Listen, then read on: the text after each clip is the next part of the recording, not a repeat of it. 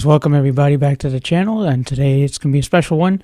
I'm going to give you my journey when I went to our 75th anniversary at the Talking Book Library here in Daytona Beach.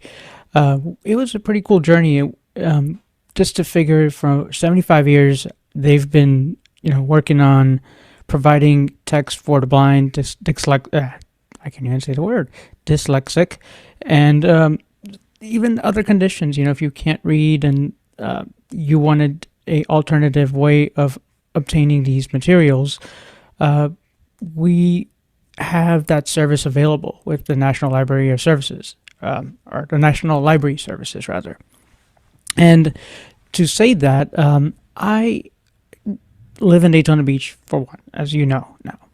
And I have known that we have had different programs in our town, but I met a couple people along the same way if we talked about in the past, like the Cadence tablet and things like that. And I keep seeing some of these people.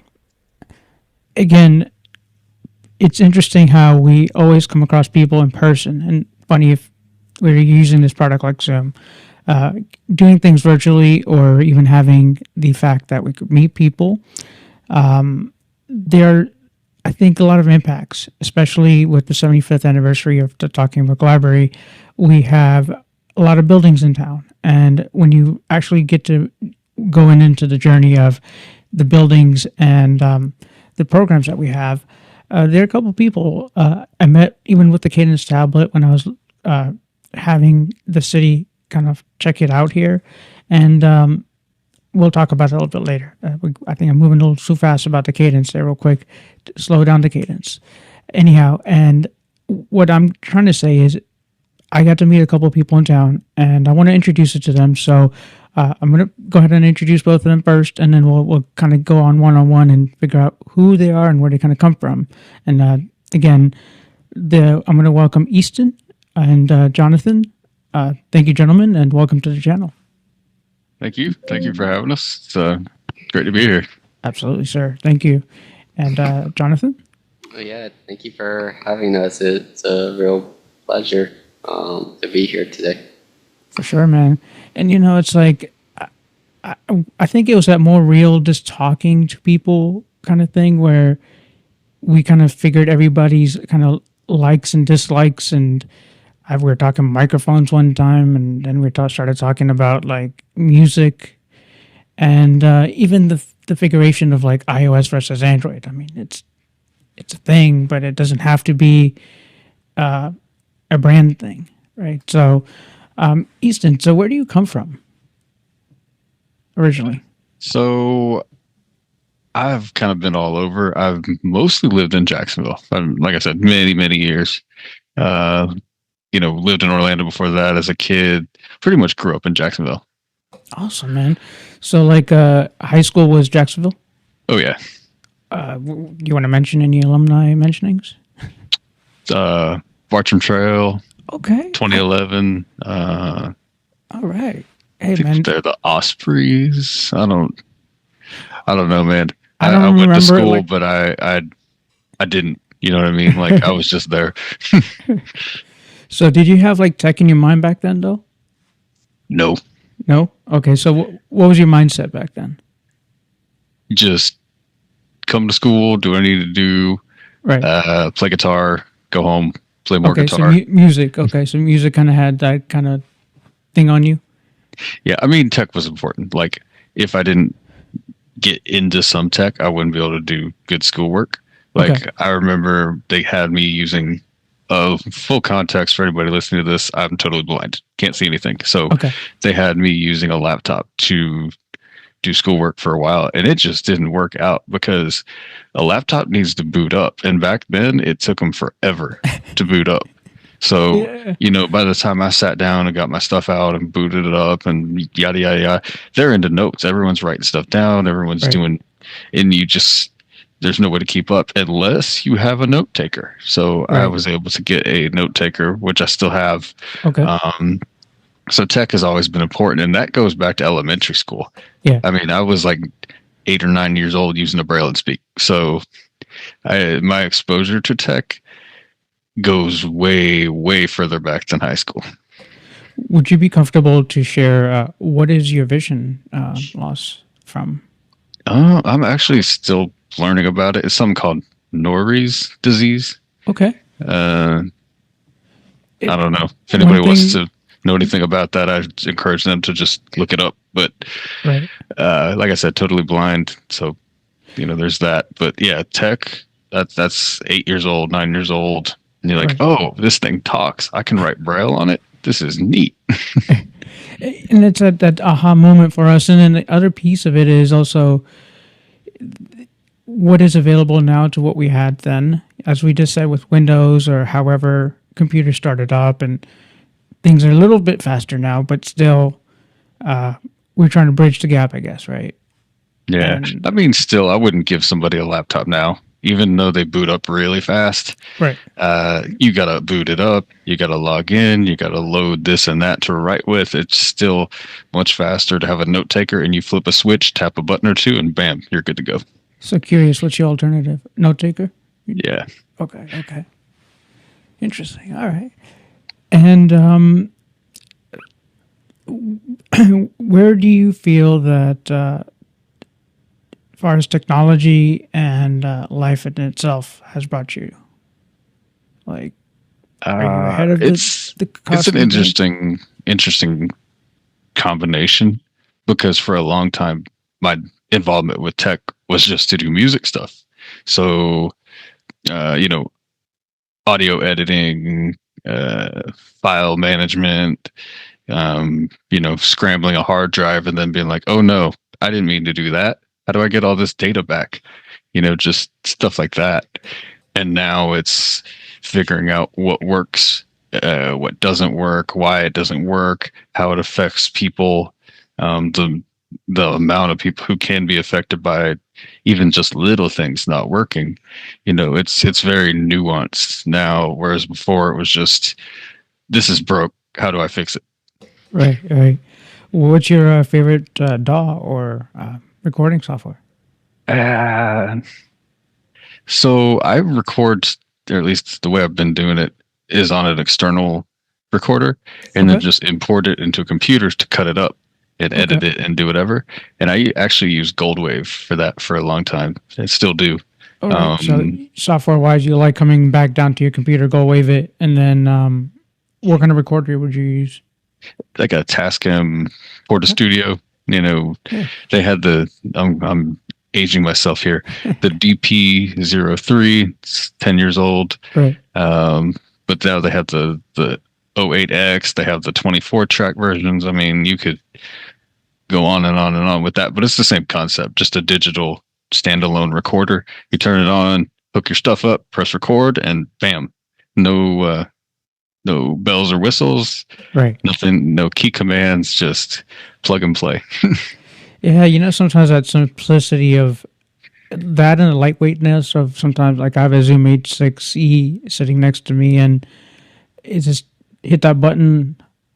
Let's hope most of the time you hope it does record, and Yeah. it's just reliability, man. And really it was, to me at the time, it seemed like the more accessible option. We'll Right. frame it in language that's relevant to what we're doing now. Yeah. It seemed like a more accessible alternative was, okay, here's a standalone thing. Yes, it doesn't talk, but Yeah. if you hit record, chances are, as long as you have your other stuff configured correctly, eight times out of 10, it's probably going to record something. For So that was, for me, a more accessible alternative. And now I'm learning more about, computer recording and stuff like that. But also in being a part of the program, we spend a lot of time on the computers now. And so Right. we tend to feel more comfortable with them.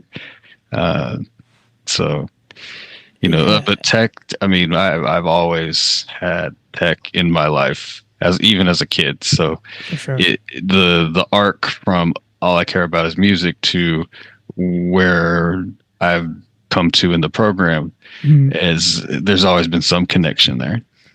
It's so interesting because sometimes it's some of those pieces of technology that just brings people together, right? I mean, as we were talking about virtually, physically, in person,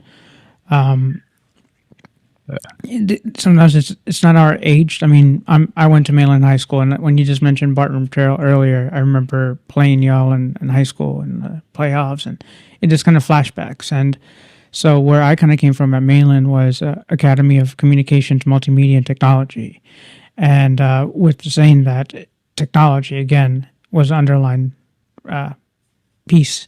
So I remember running through Cisco switches and Photoshop, Illustrator. I was a pretty high partial at that point. I had macular degeneration. So at that point, and right now I'm at a low partial. I'm still using Fusion, ZoomText Fusion as a software. And just that piece of even, as you said, oh, wow, this speaks or this talks to you or this any equipment. I mean, to a Sony camera, let's say.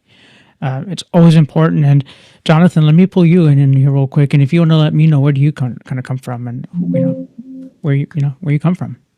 So I've been really all over, but majority of my life before I moved to Florida, I lived in North Carolina.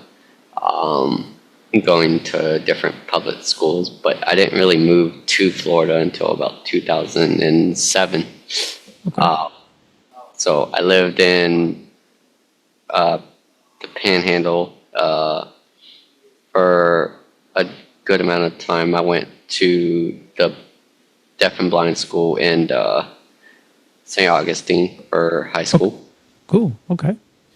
What's that acronym for? FSDB? Yeah, FSDB. Okay. So, and then I moved to St. Augustine a few years ago to go to college. And then I moved back to Panama City, and then I moved to Jacksonville. So I've really been all over. Hey, man. but I mean, even that. So what do you remember of North Carolina? I mean, that's, let's take us out of Florida real quick and go back to North Carolina if we can. So North Carolina was, I was really learning how to learn Braille and how to use the computer because I lost my vision at a very young age. So learning Braille and how to write it, and had to carry a Braille writer to every single class was just daunting. I really didn't learn the Braille and speak until I was 9 years old, and then about sixth grade, they took that away from me because an accident happened. So from that point on, I didn't have a note taker. Like Easton said, I didn't, having a note taker was fun, but, right. Because I didn't have to carry a Braille writer around constantly, plus with the Braille paper and all the Braille books. And so the Braille and Speak was a handy note taker. But after the thing is, you like it simple, but like real simple. You don't even want to have let the other human be the tool. You be the note taker.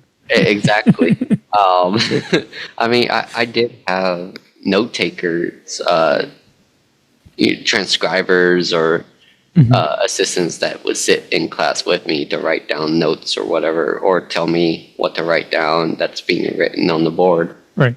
So, in that aspect, it was fine.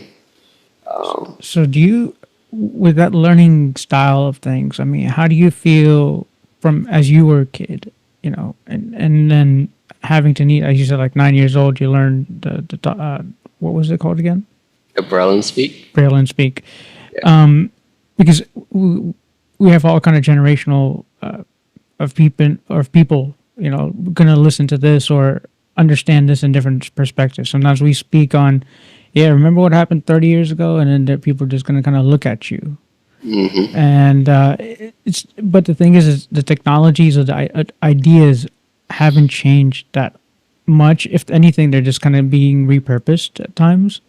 So, it's just speech in its own. Speech has just become more refined. I mean, these assistants these days, and now Gemini is going to come full force into your assistant speakers and all these other things. And yeah, the Zon's doing its thing. So, but what brought you out in St. Augustine? Did you work on technological stuff there, or what was your life like in St. Augustine as as an FSDB student? No, my life in FSDB was more of I was playing. Well, during school, I was taking class for sound engineering, Oh and man, then nice. and then after school, I'm playing goalball. Oh, dope. So, Okay. and in the days I don't have goalball, I'm out on the basketball court playing basketball. That's what's So up, man. So keeping it active, huh? yeah, just keeping active and somewhat causing trouble here and there. I mean, with moderation, as they say. Yeah. So, but that my high school life was, I I've been growing up. I've been around other blind and visually impaired people in schools, Right. but when I went to FSDV, I didn't realize there were so many people with visual impairments. Mhm. I just thought it was a few people here and there. Right. So it was a culture shock for me at So first. what does that kind of look like or feel like? Like what you walk into a room and you see, I don't know, that 1,000 people? I wouldn't say 1,000. The Okay. blind department had like about 100. Okay. But So- still, so you one day, boom, you wake up, you go into this building, now you got 100 people that are blind around you. Yeah, and like you have some that are decent vision or low vision, and then total, like myself. Exactly. So we had the spectrum. And so with your total, if you, as I was asking Easton earlier, what if you wouldn't mind sharing if you feel comfortable? That is, what is your condition with your eyes or? So my condition is retinoblastoma, and if anyone doesn't know what that is, it's basically cancer to the eyes. So I had cancer from the age from 2 to 5, and that's how I lost my vision.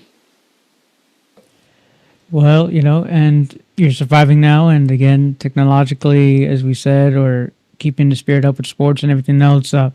When I was working at Lighthouse Central Florida, Lighthouse Works in the early days, about 2011, 2012. 2011, I did customer service enabled by technology and then started working 2012. But we had a gentleman there, Kyle Kuhn, and similar story from Chicago area, and then actually Jacksonville. So sometimes it's just interesting with the stories and the namesakes because we all kind of intertwine. And then to mention the age, and I thank you for that because some people's parents are parents or newly became parents, and they're going through that same process. And it's not really to say it's end game, right? Because sometimes it's like, hey man, we just like to have fun like you. We're trying to be equal with you rather than treat us differently in any shape, form. I mean, Yeah, would you and- agree? Yeah, I would agree. Like growing up, it wasn't like I was not allowed to do a lot of extracurricular activities because of my vision.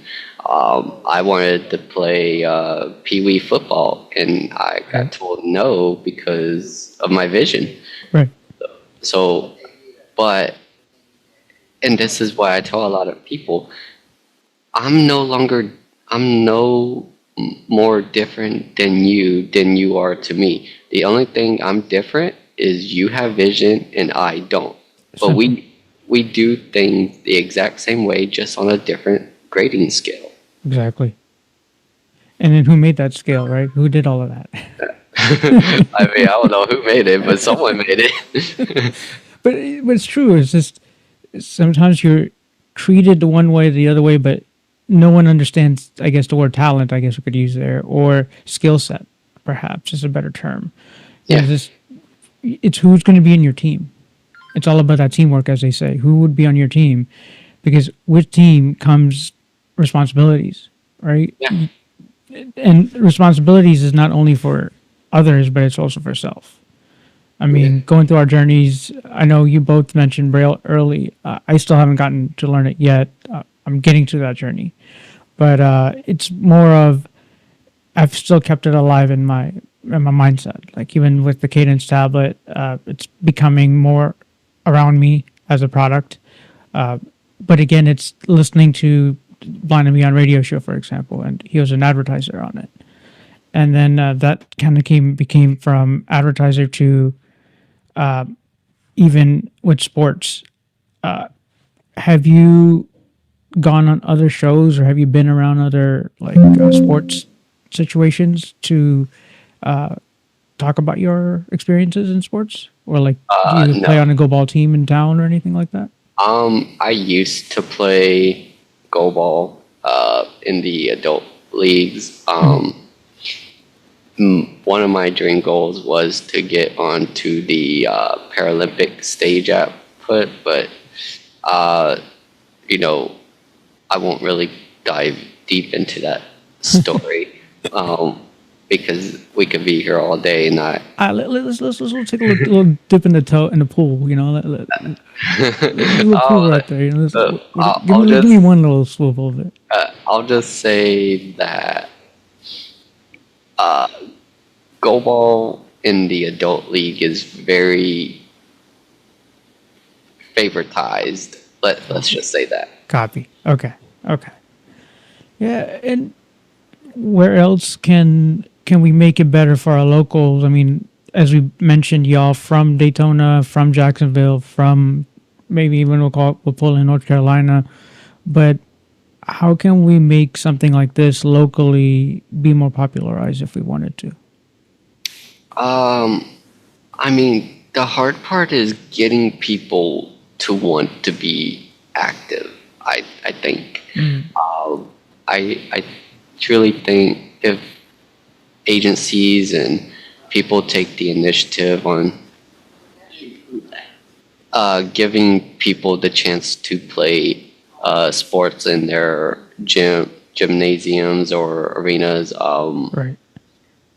Because Goalball, you need a place to practice, and with the way things are now, it's hard to even get your foot in the door setting a team up because there's a lot of things you have to do. You have to get the equipment and you have to get a place to practice. It's not like you could just go to a park and play in the yard like you did. Right. So, yeah, as I was growing up, I mean, I remember the Ormond Beach Rec Center, and Coach Hale used to be out there. Just as you said, I think the facilities are pretty easy to find. The other pieces are, but there's always that other piece that always holds us all back, right? It's that one thing. And so, Easton, how about yourself? Were you ever related with sports and stuff like that? Like, was that a part of your life?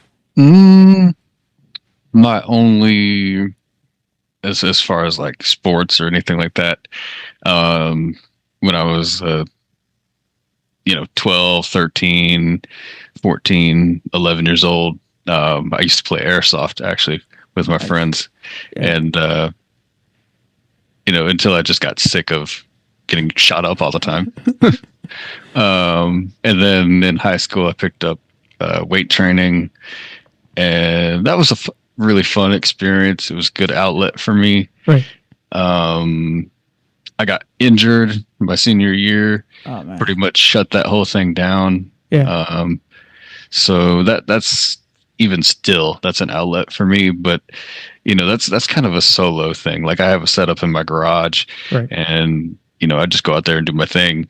So right. It's not really the same as wanting to play a sport or interact or whatever, because I like it because it's a solo thing. Right. But that's your stress reliever or your stress outlet, so to speak, would you say, to life or some part? One of them. Okay. One of them, yeah. So, well, you say one of them. Would you mind giving me another as we ask for a sliver? Still play music. Okay. I mean, I was in bands pretty much full time from like 2012 to 2022, 2021, somewhere around there. So, what instruments or what kind of bands were you in? Electric guitar and bass guitar. Nice. Okay. So, within that process, what made it stop for you, or that 2021, 2022 kind of thing? A lot of things. Okay. There wasn't really one thing. There was just a lot of things that happened at the same time that pretty much brought the whole thing to a screeching halt. And I guess once that happened, I guess at that time I kind of blamed some of my hearing problems on that environment and being in that environment for as long as I had. All right. I'm sure it probably does have something to do with it, but not fully. My amount of hearing loss is more severe than you can get from, oh, you were in too many loud bands and we played in too many storage units and whatever. Right. But I blamed it, rightly or wrongly, for that. And so my desire to push that forward kind of died at that time. Got you. So you would say for you, would that be another ailment? I don't want to call it that, because I mean, I'll be clear with mine. I have MS as well. Yeah. So yeah, and I was working full time too. So I was like, you know what? Right. This is the way the chips fell. Right. It is what it is. I'm cool with it, and I let it be. I still play it. I still kept my my chops, but I didn't make that a priority anymore. True. So Easton, if I may ask you a technical question real quick, if you were trying to explain to somebody that has hearing loss, perhaps even, where would you recommend? What kind of microphone would you recommend? Perhaps a lavalier, a headset, a dynamic condenser, or a condenser. What would you recommend? And especially if you were wearing a hearing aid. If you're wearing see, that's such a nuanced question, because if, like, right now I have one in and one out, right, and the one out is on the headset side. Okay. Because if I wear a hearing aid with it in, it number one is just going to press that hearing aid into my head, and it's going to create a lot of pressure. Yep. And it's probably not going to create the best sound either. Okay. So I don't know if I would even make a recommendation there, because everyone's situation is so different. Yes. And then would you have like your often to go tos, like, do you do lavaliers or anything like that, perhaps? What is it? Do you do lav mics or anything like that? Like like a 3.5 millimeter, kind of like a headset mic, or what kind of microphone do you personally like going to? And for this, I mean, most headset mics are cool. They'll do what you want. They filter out a lot of stuff by default, which I didn't realize until I tried to capture some guitar through one. And they're like, dude, nobody can hear you. I'm like, what's going on? And it turns out there was a noise gate on it. So there's that. Zoom does that too, and sometimes these settings and software. It's not, again, between software, technology, hardware. It gets mind-numbing sometimes. Seriously. Yeah, but to go back to the music thing and why it stopped. I was working full time, and this is where I want to start to tie this to where we are now. Yeah. I got to see firsthand how much of a difference accessibility can make.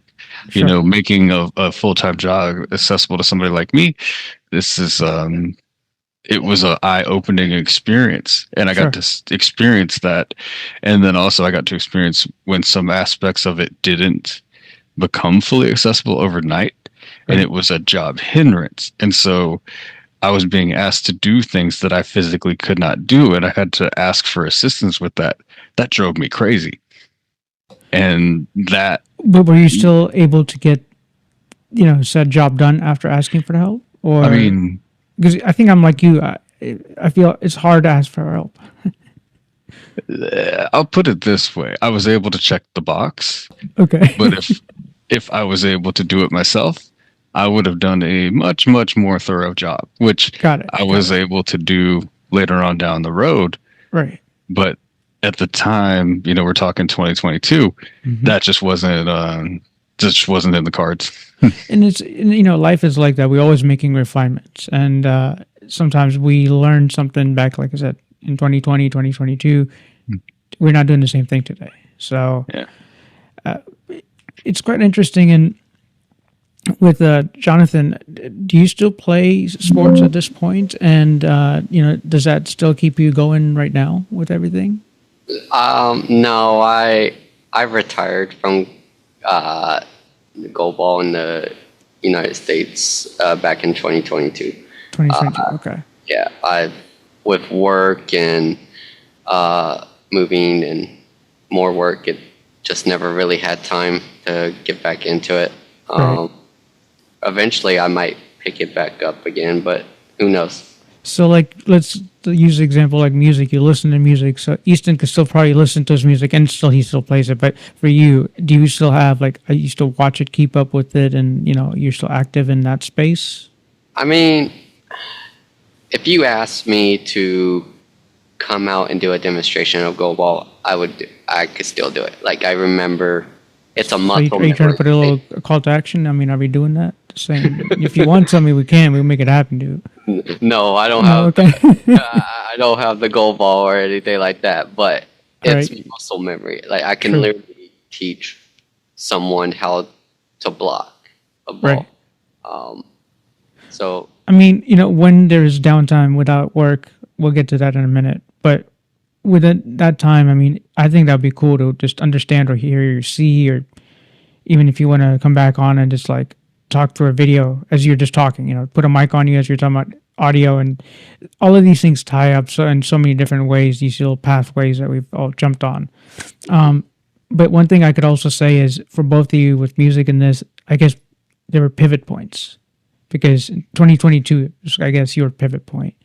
For me personally, it was 2023. I lost my mom from metastatic breast cancer, and it was just didn't know when or how, and we just keep on trying to live and live.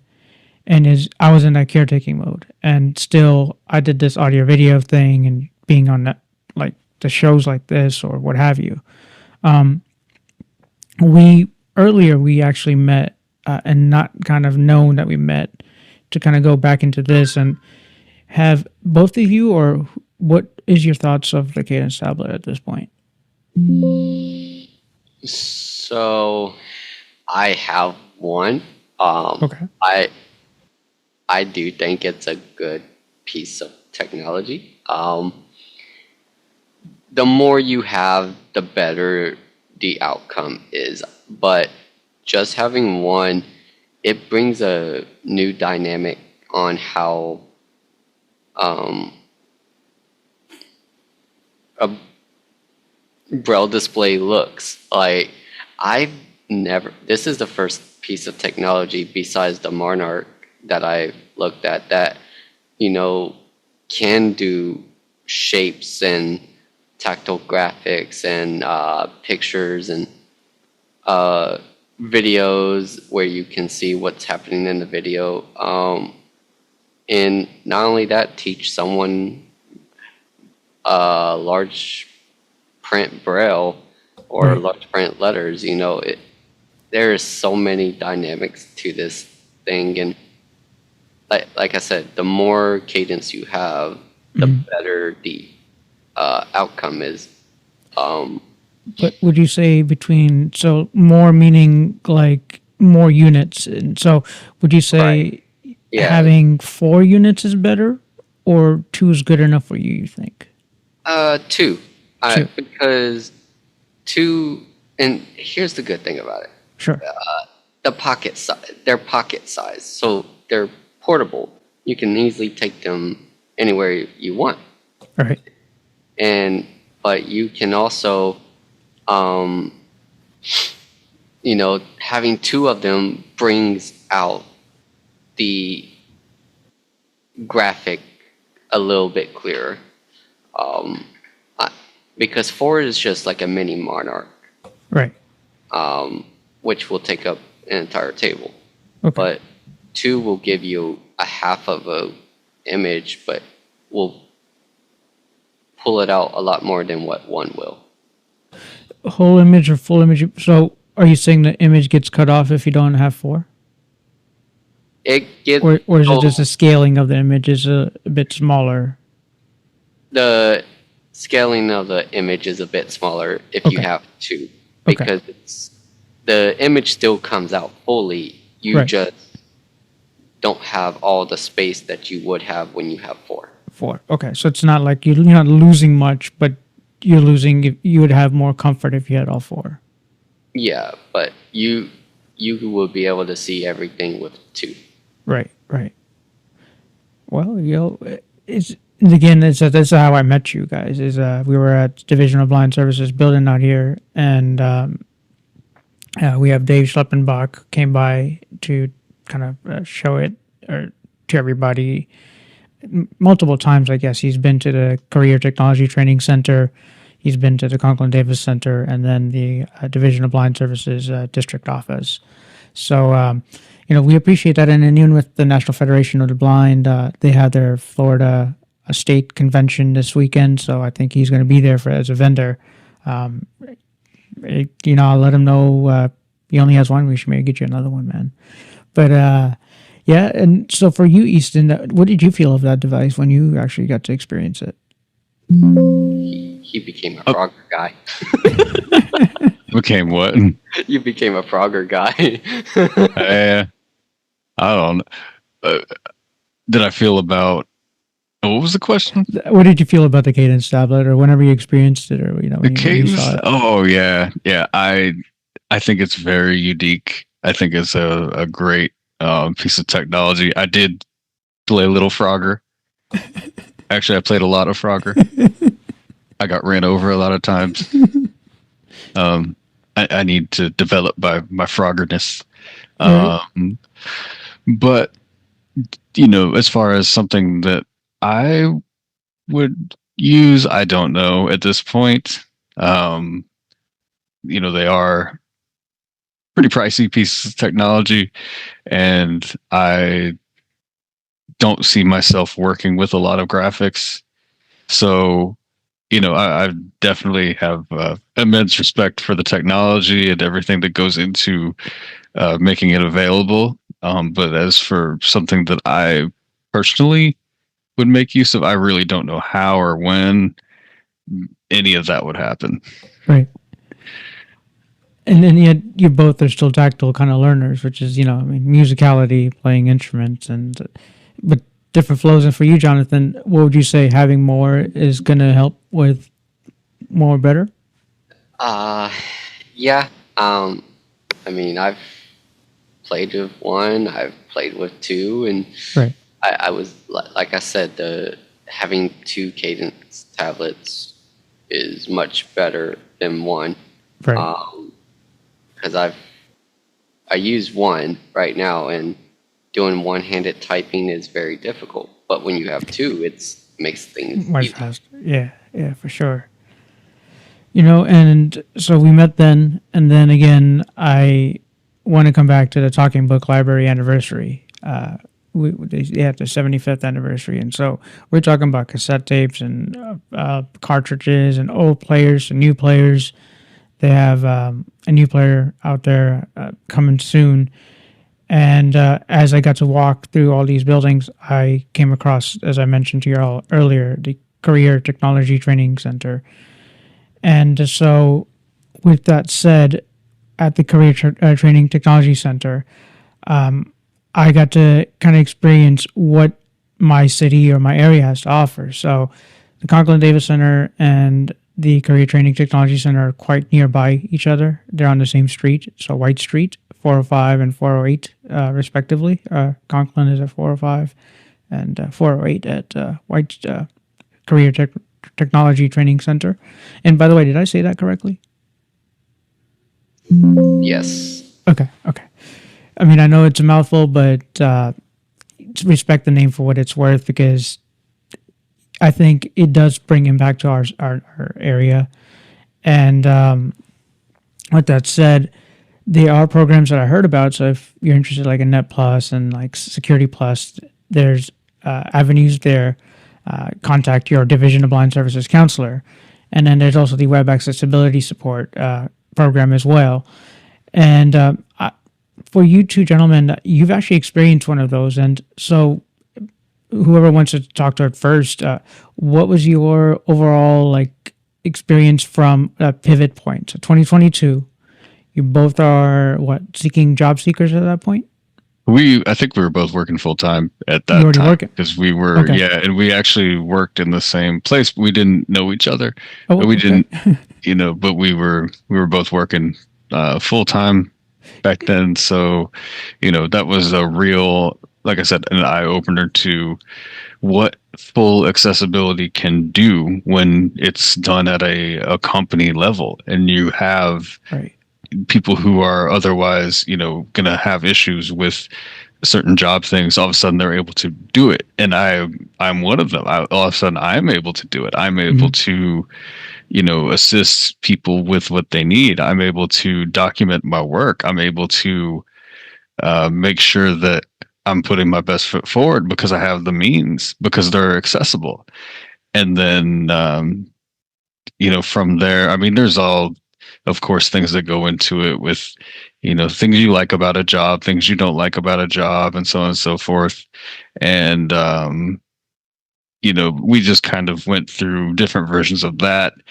Won't go into too much depth with it, but, basically wanting to kind of, at least for me, I wanted to be somewhere where I could say, hey, this particular platform, we'll say, has accessibility issues, and we need to fix those so that this works for more people, and have what I say be taken into account. And that's kind of what led me here to the web accessibility specialist program.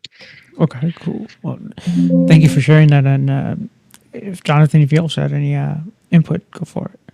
Yeah, so, like Easton said, we work at the same place, but on two totally different levels, in totally different teams. But, I came to Daytona to visit, and I've been talking about web accessibility for a couple of years by that time. To simplify things, Jonathan, what does that even mean? Web accessibility? Yeah, like, Oh, so it's basically making sure that websites are accessible to. so wait, it's already in the title, dude. It says it in the title. Web accessibility, right? Yeah. Yeah, Exactly. my bad. I should have looked. I should have read it myself. My bad. I didn't look at my notes.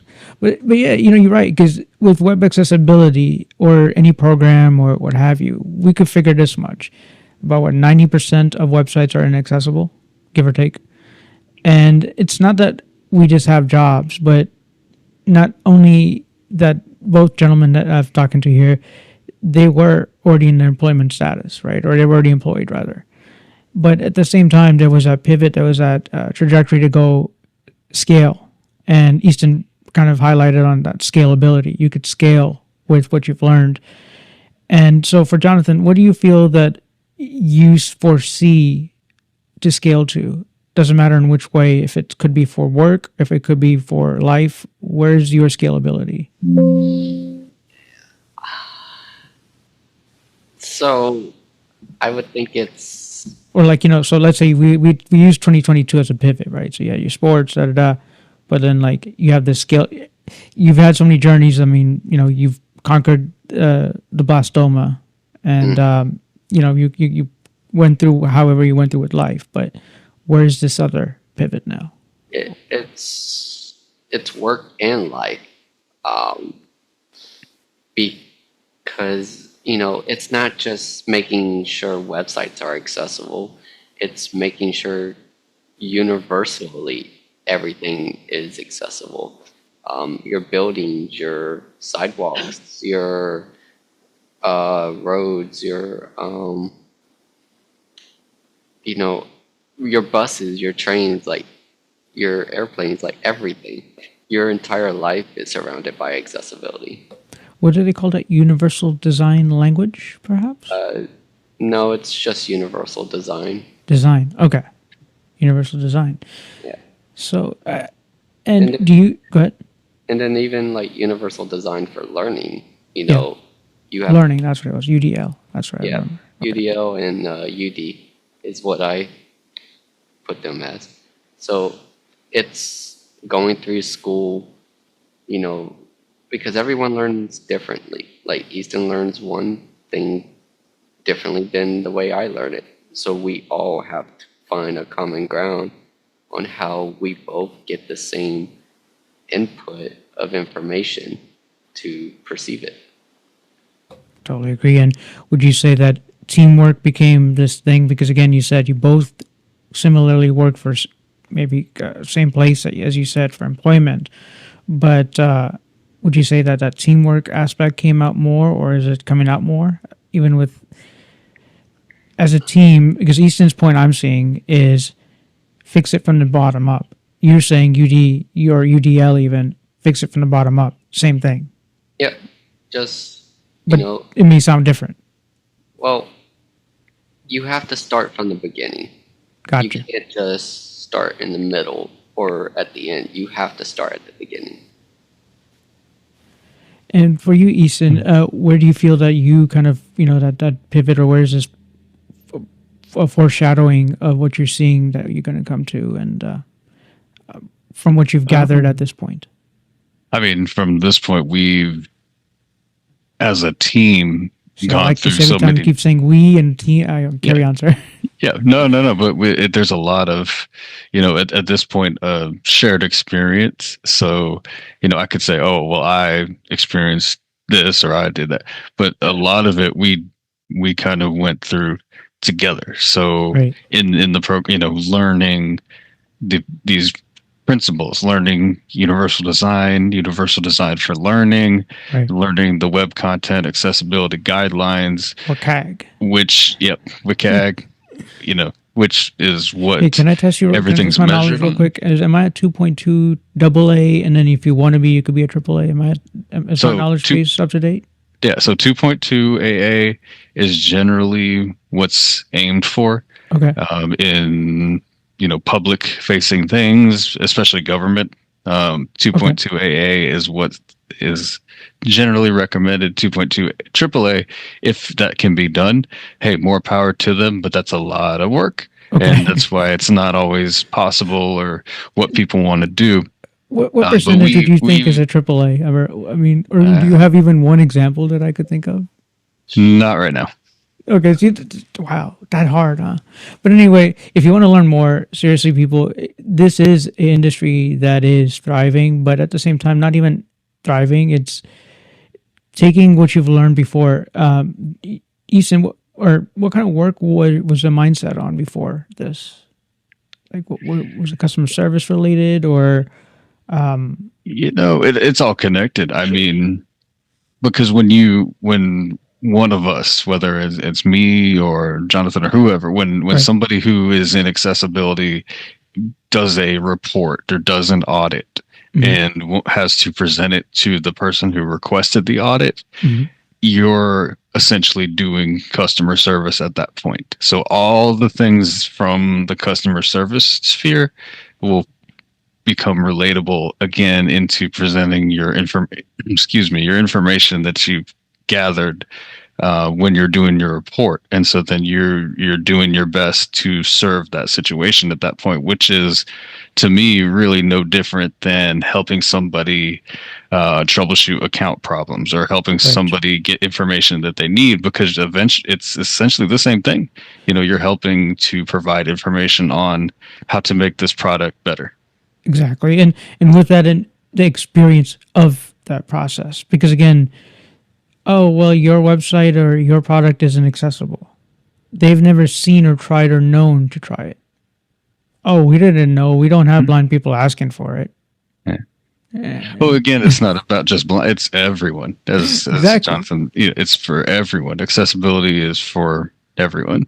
Exactly. And I really appreciate that about both of you. And again, I hope I could be on your team as I am now, because I feel like I am. Because again, we are spreading kind of the word of our experiences, right? If you experience something, you may say, okay, Zoom did this or Zoom did that.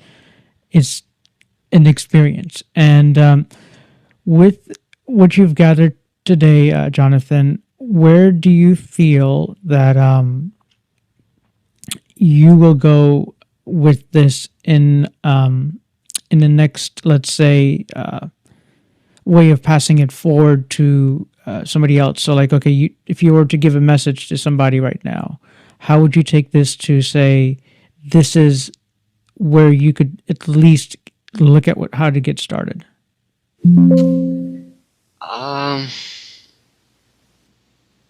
So I guess based on that question, like, just look at the problem and try to find a solution on it, and just just advocate Okay. for accessibility. Give suggestions on how, because we all get these surveys Yeah. on how can we improve our product, how can we improve on helping you. So every time we get these surveys that these companies want feedback on, we're providing suggestions, we're providing comments. So on how to make a website, or the time, or customer service help, or all that stuff better. So it's really just advocating for accessibility and try to help to make the products better, but not to give up. Gotcha. That's the main thing. If you give up, I remember that last one, not to give up. All right, yeah, cool. not to give up. Like, Yeah. that's the most important thing. Like, if you give up, it's never gonna be fixed. Then you're I'm just saying, always, like, Goalball or dodgeball or any ball, you get a lot of things thrown at you sometimes. You know what I mean? So, yeah. just saying. Yeah.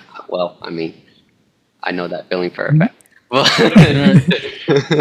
It's true. That's a good metaphor. All right. What about you? Easton? Analogy. What would you say is kind of that note to somebody that you would give in the way you've kind of walked your passageway so far? In terms of, Any kind of way of life. I mean, things you've picked up. Where you are with your experiences. You've gathered experiences differently, but they're quite similar, even as teamwork is considered. But Yeah. if we were talking about different people, different journeys. I mean, even different age groups, right? Because as you all were already employed, or you weren't, or maybe some people are kids in high school that are trying to still figure it out, and they'll probably get to hear this, and hey, these guys got to make it in their ways, and if not, I'm trying to still make it, and I'm taking notes. So, what would you say to someone like me? find, of course, I'll emphasize the, not giving up, but also pay attention to what makes you comfortable. I mean, I'm comfortable with technology. I'm comfortable with trying to take something that may have 1,000 moving parts and condense it down to 10 so I can explain it to somebody. But that's just me. Pay attention to what makes you comfortable, and just find a way to pursue some aspect of that, and see where that takes you. I mean, that's kind of what I did. I realized, okay, I care about things being accessible in a job context. I care about things being accessible in a personal life context. How can I make a difference in all of that? And like I'd mentioned before, that led me here, but that was partially just because I was comfortable with certain aspects of all that. So, I mean, if somebody wants to, go down that route in one way or another, find your niche, and don't be afraid to try different things. So you're not really a swimmer, as per se, with Jonathan mentioning earlier, but you still dip your toe in your pool. Give it a try, right? Yeah. And it's not for everyone, but there's a lot of things like that. So just, don't be afraid to dip your toes in, and maybe it's cold, maybe it's not, but you don't know until you try it. Absolutely. And, there's a lot of things are changing in the way we think and do things. Before, we used to Google. Then what are we calling it now? What, ChatGPT or Gemini, and the mindset is different, but it's really not that different if we just peel back to the bottom of the base of it. We're just asking questions. With accessibility, if we don't know how to access that information, if we don't have that ability, our mind is asking those questions. How can I do that thing, or how can I work with that product or service?